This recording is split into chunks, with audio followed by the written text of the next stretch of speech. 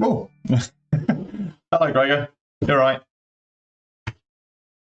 Right. Thank you for tuning in.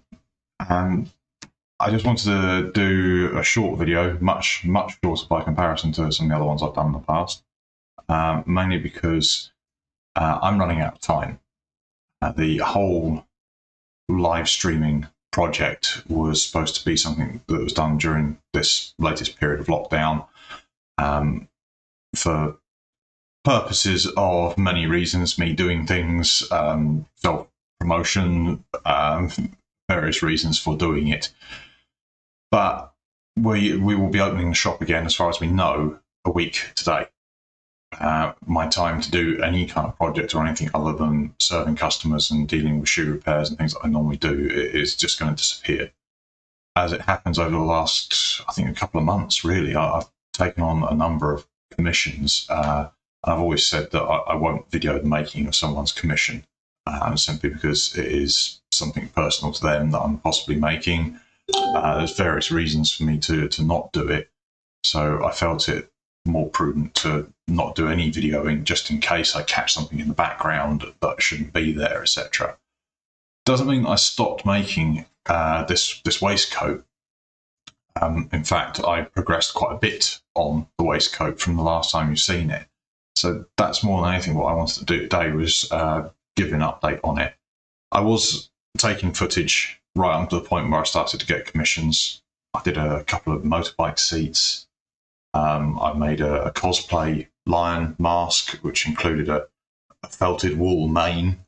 That was quite an epic make. Knife sheath.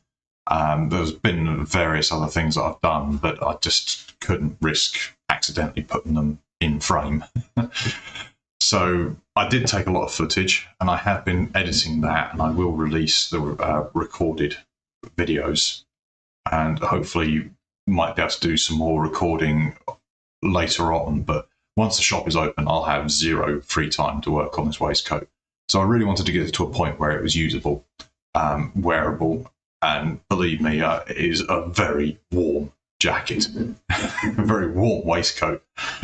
So yeah, I just wanted to show everybody what I've achieved, tell you where I went wrong, what I've learned from it, which is quite an important thing. I learned a heck of a lot. I also learned that I will never be a tailor,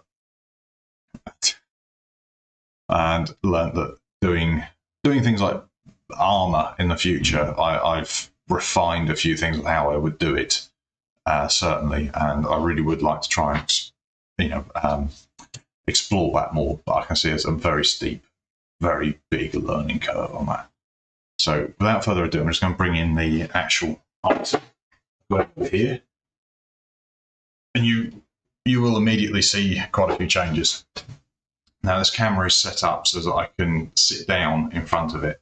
If I stand up, top of my head's a this bit, so apologies for that. Thank you, my dear. So let's just put this on. So immediately you can see I've got a collar. That's new. The lining and everything is now also press-studded in various places,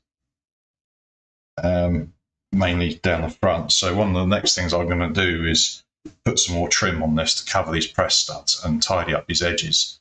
I haven't burnished any of these edges. That needs doing, particularly in high-risk areas like around the collar and stuff like that. I've also got buttons. So you can see two buttons in shot. The third one's much lower down. Still a little bit stiff. I think possibly in the last video, I'm not sure, I might have been putting pockets on the front. Can't remember now. But my gloves in here now. These are nice rabbit fur lined pockets. Stand up on tiptoes. There you go. You can see the third button down here. Yeah. It now fits properly, or a lot better than it did before anyway. I'll show you in a moment. We had to make an adjustment on the shoulder, so I had to pick the shoulder seam apart entirely and put it all back together. Louisa had to help there because she had to line everything up for me. That's one of the biggest problems. People sometimes say, I've heard people say, oh, you're making it on yourself, that's going to be easier. No, it makes it 10 times harder because you can't get your body shape, or if you want to put something, so as soon as you move your arm like this, it changes your shape. And where you put your mark or where you want to pin something is totally different. So just working on something on yourself is no good. I made a tailor's dummy, as you'll probably see in the edited videos, but for some reason it didn't come out the right shape. I'm just using it every now and then to prop it up so as I can pin something, but that's about all it can do. It's not an actual proper tailor's dummy anymore. But anyway, the collar is still made from basically the same leathers as everything else. This is the sheep's hide here. We've got the rabbit fur on the trim, and it's made from the same deer hide. I can wear it in 3 ways. I can wear it like it is at the moment, which is quite nice with a hat. I can look over the top of it. I can see, I can move around. See there's quite a bit of space at the back there. That's not a problem because I can roll the collar up, which I shall do now, like that. And you can see it comes up very high. There was a few photos taken of this I sent to the wife where I was just pretending to be, the Count from Sesame Street. One, yeah. It did have points. I did have it a lot pointier. And it came across and overlapped in front of my head. No, collar needs to be smaller. But as it is, I know it's really big, really high up. But the point there is if I am outside and it's windy and wet, I don't need a hood. I've got the collar. I can just turn the collar up. So I'm going to try and stay in frame here. Christ, everything's fallen over. So yeah, the collar is very large. It'll keep my head warm if I don't have the hood on it. The hood will be made from this leather that I've used for the trims because it's softer. I'll be able to use it properly. I have more of that leather on the way. I've placed an order for it, but when it arrives, that's one of the sticking points at the moment. And the other way to wear the collar is down. So it's still quite stiff. I'll be going over it with some neat's foot oil to soften it up a bit. But if I just give it a little... So I can just wear it down quite flat, like that, completely put it out the way. So you can see it comes around a bit more reasonably. Fits quite well. Pick up everything I've knocked over. Okay, put that there. To keep the shape when it's in the midway position, that is a Sam Brown stud there. That's the other thing. The collar is removable, so this might be easier if I do that. There we go. So I just put press studs on it, and there's a Sam Brown stud there. Now, despite all my measuring and my trying and everything, I did not get these two level. Somehow I've managed to get this side lower than the other, so it's got a slightly different shape when it's up. I don't know how I managed to do that. I was measuring, yeah. Again, it's something that's very difficult to do on your own, on yourself. You can see it's already starting to soften up quite a lot. I did choose a piece of leather that was very close to the flank of the hide, so it was a much softer part down the side of the animal. I haven't sewn this. This has only been glued. There's no stitching on this just yet. Because part of the thing is I'm debating whether or not I need to trim the edge, but it definitely still needs finishing. So that's one part of this that still needs to be finished is the collar. The hood, I'm not in a hurry to make. I doubt I'll need it. It is now mid to late April. So fingers crossed it stopped snowing. Yeah, I think it was last week, or was it the week before? We had several days of snow, and this is April. I think it snowed on my daughter's birthday, Easter. So, yeah, rabbit fur trim, sheep fur trim. Didn't quite get the nap going in the right direction on that either, so that's something else that got messed up. I'll put that to one side. One thing I'll say is this is quite heavy. I'm used to wearing motorbike jackets that weigh the same kind of weight as this. So, yeah, I'm not unfamiliar with this at all. Let's take that off. So, one thing... Oh, yeah, that was the other thing I've done. I put a hanger on it. Put that back on the Sony camera. There we go. There's a hanger so that I can hang it up when I go home. I was getting a lot of complaints about it being on the backs of chairs in the way and it being so heavy that the kitchen chairs, if you walked past and touched it, the chair just fell over. It's too heavy for the chair. And also, Lou doesn't like the feel of suede, so she wouldn't touch it. She couldn't move it. Couldn't get it out. Couldn't get it out of her way. So yeah, what I did there was a 5-strand mystery weave braid. I'll push that down a bit there so you can see it. Get it in focus. There you go. So it is one piece of leather, but there's 5 strands of plait. But there's no break here. That's why it's called a mystery weave. It's all one piece of leather. It's a bit of a head trip figuring that one out. I don't know if I can get it close enough so you can see what I'm talking about. Focus. Face it. Well, there you go. So you can see it's one piece of leather with a braid in the middle of it. But that seems to be quite strong. It's holding quite well. I was a bit dubious, but it is holding. And the press stud there isn't central because of the central seam. Oh, yeah, you can't actually see what I'm doing there, can you? There you go. So this press stud isn't central because of that central seam on the back there. Punch a hole through that, I ruin the thread. So that goes on there. So, yeah, 2 things that came up whilst we were working on it. We realised that the left shoulder and the right shoulder were 2 completely different sizes by a good 1.5 inches somehow. We knew that they weren't level, but that was mainly because of how it fitted me. My left shoulder is lower than my right shoulder or something like that. I can't remember which one, but the way that it fitted was slightly different. So I've trimmed the size and shape of this armhole here in this shoulder. I brought it in to be the same width as this shoulder here. But we had to reset this joint here. And so you can see, you should be able to see quite clearly on the camera, it's a different colour here. That's where the top part of the leather got pulled away with the glue. There's also all the holes through here, so it's now no longer all that water resistant on the left shoulder. But because I've got the same trim leather coming, I've got more of that. I've got more of it knocking around. I've got enough to do this. I was just going to put a patch over the top of that to cover it up. And I realised actually that probably wouldn't be a bad idea if I'm wearing a backpack or carrying a bag or anything that's got a shoulder strap of any kind. This stitch line here is in peril. It's in immediate danger. If there's a sacrificial piece of leather sewn onto the top of that, job done. I can always take that off and replace it. Might only lightly glue it in place rather than permanently glue it in place. So that's the shoulder. That changed the fit of the garment immensely just by changing this angle slightly. There was a slight bit of trimming around the edge of the armhole as well. What else was there? Apart from adding buttons, there's still a buttonhole there because that's originally how I was attaching it, with the button coming through there.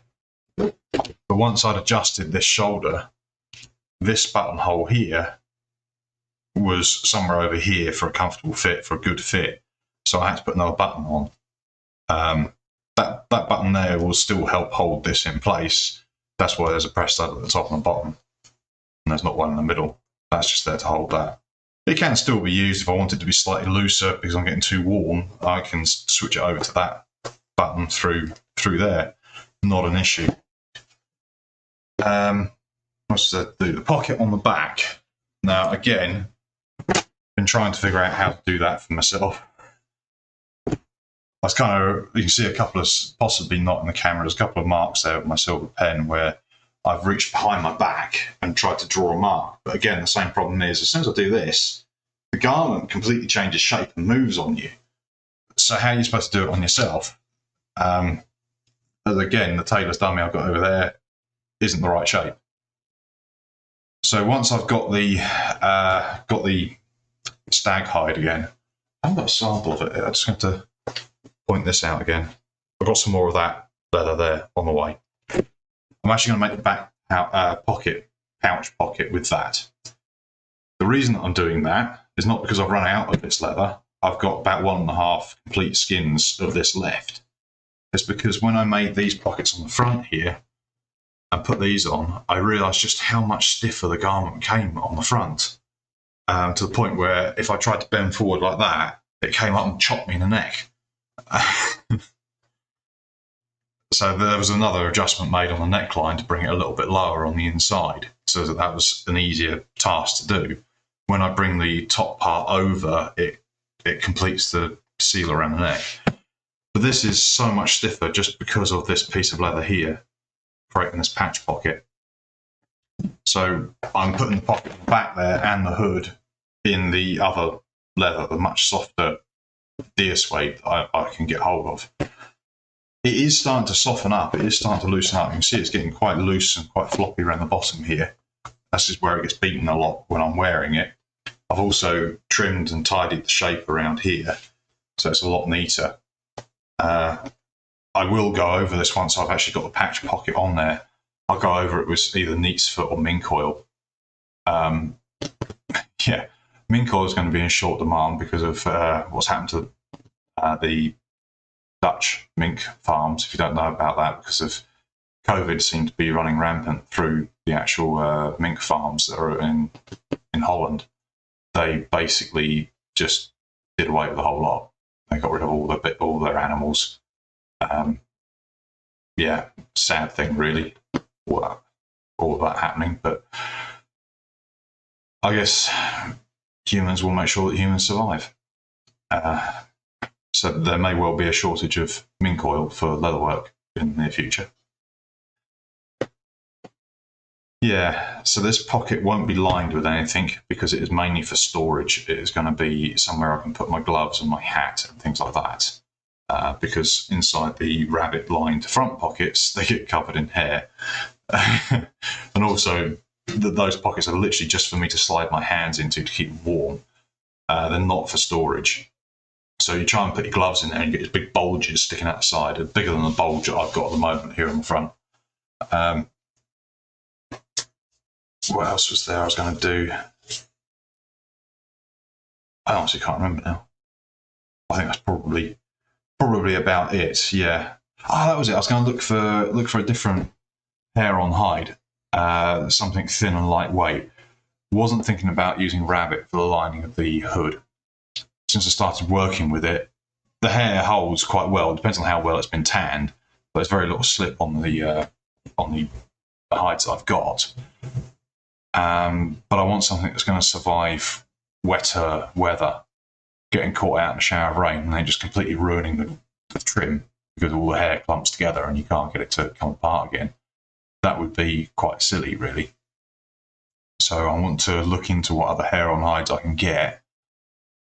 Possibly, hopefully with the country opening up a bit more this summer. Fingers crossed we can move around a bit more. Fingers crossed there can be a few more events and fairs and things on.